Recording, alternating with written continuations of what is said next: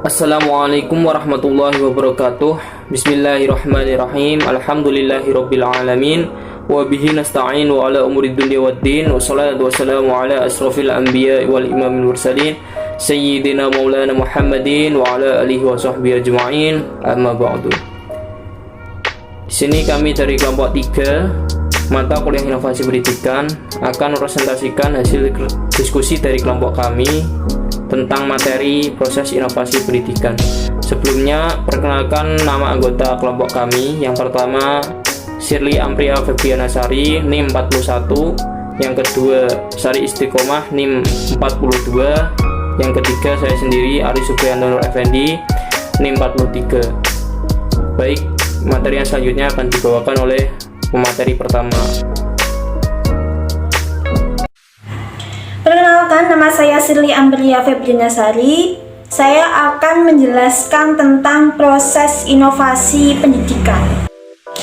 Proses inovasi pendidikan adalah serangkaian aktivitas yang dilakukan oleh individu atau organisasi, mulai sadar tahu adanya inovasi sampai menerapkan atau implementasi inovasi pendidikan.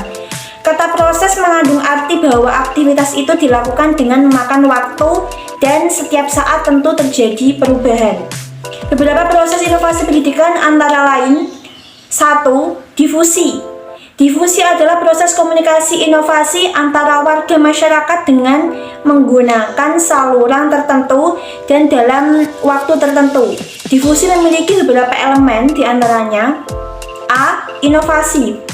Inovasi merupakan sesuatu yang mengandung beberapa ide-ide alternatif. Dengan adanya informasi, maka akan menetapkan ide yang dipilih untuk memperjelas arah beberapa alternatif tersebut. B. Komunikasi dengan saluran tertentu. Saluran komunikasi merupakan alat untuk menyampaikan informasi dari seseorang ke orang lain. Kondisi kedua pihak yang berkomunikasi akan mempengaruhi pemilihan atau penggunaan saluran yang tepat untuk mengefektifkan proses komunikasi. C. Waktu. Waktu adalah elemen yang penting dalam proses difusi karena waktu merupakan aspek utama dalam proses komunikasi. Peranan waktu dalam proses difusi antara lain: 1. Proses keputusan inovasi, yaitu proses sejak seseorang mengetahui inovasi pertama kali sampai memutuskan untuk menerima atau menolak inovasi.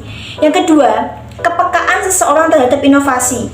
Orang yang menerima inovasi lebih dahulu secara relatif lebih peka terhadap inovasi daripada yang menerima inovasi lebih akhir. Lanjutan dari peranan waktu dalam proses difusi. Yang ketiga, ada kecepatan penerimaan inovasi, yaitu kecepatan relatif diterimanya inovasi oleh warga masyarakat. Sistem sosial akan mempengaruhi proses difusi inovasi karena proses difusi inovasi terjadi dalam sistem sosial, di mana warga masyarakat merupakan anggota dari sistem sosial yang bekerja sama untuk memecahkan masalah guna mencapai tujuan tertentu. Yang kedua, ada diseminasi inovasi. Diseminasi adalah proses penyebaran inovasi yang direncanakan, diarahkan, dan dikelola. Apabila difusi terjadi secara spontan, diseminasi terjadi setelah adanya perencanaan. Misalnya, dalam penyebaran inovasi, penggunaan teknologi komputer dapat menunjang proses belajar mengajar. Setelah diadakan percobaan, ternyata dengan menggunakan teknologi komputer dapat membantu proses belajar secara efektif dan siswa lebih giat untuk belajar. Selanjutnya, hasil percobaan itu perlu didiseminasikan untuk menyebarluaskan cara baru tersebut dengan cara menatar beberapa guru dengan harapan terjadi juga difusi inovasi antar guru di sekolah masing-masing. Nama saya Sar Istiqomah, NIM 2010110042. Di sini saya akan melanjutkan dari pemateri yang pertama. Saya akan melanjutkan tentang model proses keputusan inovasi. Proses keputusan inovasi ialah proses yang dilalui atau dialami oleh individu atau unit pengambilan keputusan yang lain. Mulai dari pertama tahu adanya inovasi, kemudian dilanjutkan dengan keputusan setuju terhadap inovasi, dan menetapkan keputusan menerima atau menolak inovasi, implementasi inovasi, dan konfirmasi terhadap keputusan inovasi yang telah diambil. Menurut Rogers, proses keputusan inovasi terdiri atas 5 tahap, yaitu yang pertama, tahap pengetahuan atau knowledge. Proses keputusan inovasi pendidikan dimulai dengan tahap pengetahuan, yaitu tahap saat seseorang menyadari adanya inovasi dan ingin tahu fungsi inovasi tersebut. Menyadari dalam hal ini bukan memahami, melainkan membuka diri untuk mengetahui inovasi. Yang kedua, tahap bujukan atau persuasion. Pada tahap persuasi dari proses keputusan inovasi, seseorang membentuk sikap menyenangi atau tidak menyenangi terhadap inovasi. Jika pada tahap pengetahuan, proses kegiatan mental yang utama di bidang kognitif. Pada tahap persuasi, proses kegiatan mental yang berperan utama adalah bidang efektif atau perasaan. Seseorang tidak dapat menyenangi inovasi sebelum tahu terlebih dahulu tentang inovasi.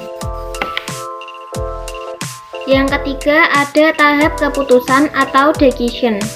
Tahap keputusan dari inovasi berlangsung jika seseorang melakukan kegiatan yang mengarah untuk menerima atau menolak inovasi. Sering terjadi seseorang menerima inovasi setelah ia mencoba terlebih dahulu atau mencoba sebagian kecil. Kemudian dilanjutkan secara keseluruhan jika sesuatu terbukti berhasil sesuai dengan yang diharapkan. Yang keempat, tahap implementasi atau implementation. Tahap implementasi dalam proses keputusan inovasi terjadi apabila seseorang menerapkan inovasi.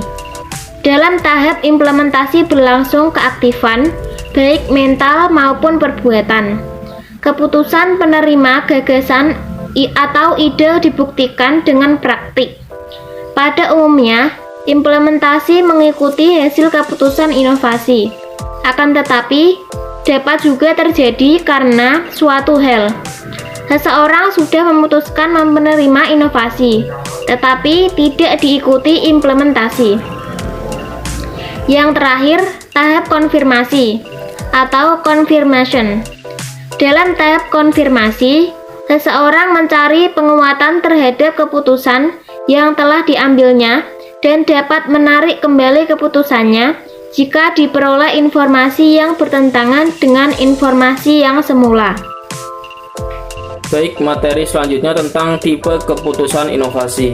Inovasi dapat diterima atau ditolak oleh seseorang sebagai anggota sistem sosial atau oleh keseluruhan anggota sistem sosial yang menentukan untuk menerima inovasi berdasarkan keputusan bersama atau berdasarkan paksaan.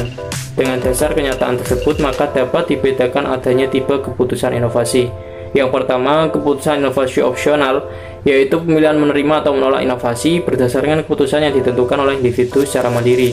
Yang kedua, keputusan inovasi kolektif, yaitu pemilihan untuk menerima atau menolak inovasi berdasarkan keputusan yang dibuat secara bersama-sama atau berdasarkan kesepakatan antar anggota sistem sosial. Yang ketiga, keputusan inovasi otoritas, yaitu pemilihan untuk menerima atau menolak inovasi berdasarkan keputusan yang dibuat oleh seseorang atau sekelompok orang yang mempunyai kedudukan, status wewenang, atau kemampuan yang lebih tinggi daripada anggota lain dalam suatu sistem sosial.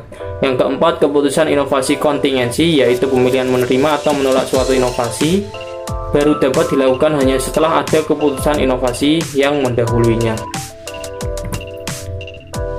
Yang terakhir, dapat kita simpulkan bahwa proses inovasi pendidikan adalah serangkaian aktivitas yang dilakukan oleh individu atau organisasi mulai sadar tahu bahwa adanya inovasi sampai menerapkan atau implementasi inovasi pendidikan. Beberapa proses inovasi pendidikan antara lain ada dua, yaitu difusi dan diseminasi inovasi. Proses keputusan inovasi yaitu proses yang dilalui individu mulai dari pertama tahu adanya inovasi, kemudian dilanjutkan dengan keputusan setuju terhadap inovasi, menetapkan keputusan menerima atau menolak inovasi, implementasi inovasi, dan konfirmasi terhadap keputusan inovasi yang telah diambil. Menurut Rogers, proses keputusan inovasi terdiri atas 5 tahap, yaitu pengetahuan, rujukan, keputusan, implementasi, dan tahap konfirmasi. Beberapa tipe keputusan inovasi diantaranya adalah keputusan inovasi opsional, kolektif, inovasi otoritas, dan kontingensi. Baik, materi telah kita sampaikan. Kurang lebihnya mohon dimaafkan. Wassalamualaikum warahmatullahi wabarakatuh.